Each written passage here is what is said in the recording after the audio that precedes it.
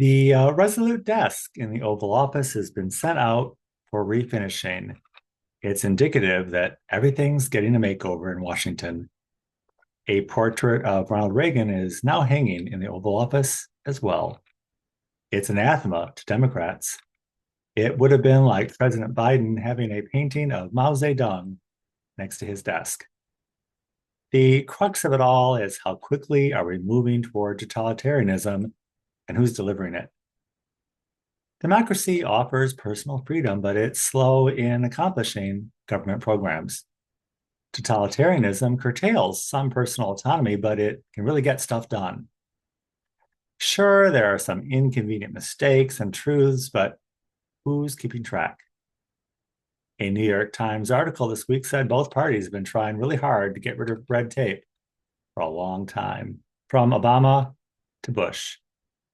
Because of this, there's very little pushback.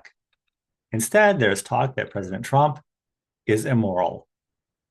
It's holding him to too high a bar. He doesn't even warrant that assessment. He's just trying to get his desk refinished. Welcome. Welcome to Conservative Coffee Hour. I'm Stanley Smith. Things are moving pretty fast right now. We're finding millions of people on the books for both Social Security and welfare. It's similar to the voter rolls. They assure us they'd rather be safe than sorry and leave people on the rolls, even if they're not collecting benefits or voting. Elon Musk has called their bluff. And because of that, he and President Trump have been labeled immoral in the process.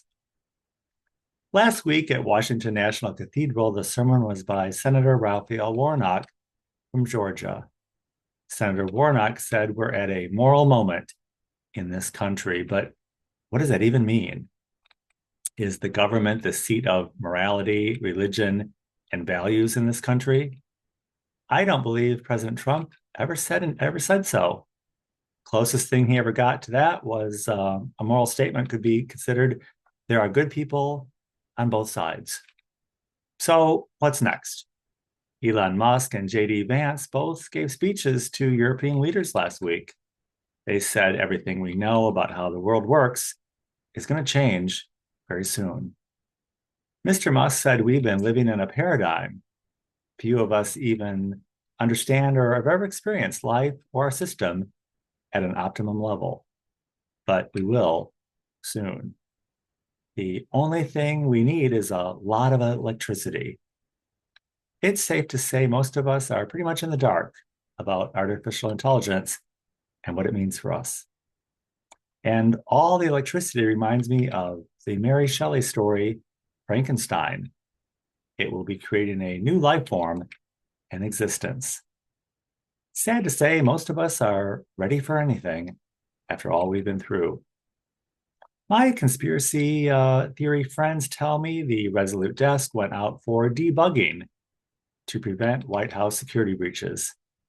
And also that by next summer, we'll be forming jury assemblies to try state and federal officials for treason. Many fringe groups formed during the pandemic are now migrating into the more successful ones and aligning themselves to the closest thing possible to President Trump's path. Everyone's been complaining about how divided we all are, but now we're participating in a new phenomenon of really being united.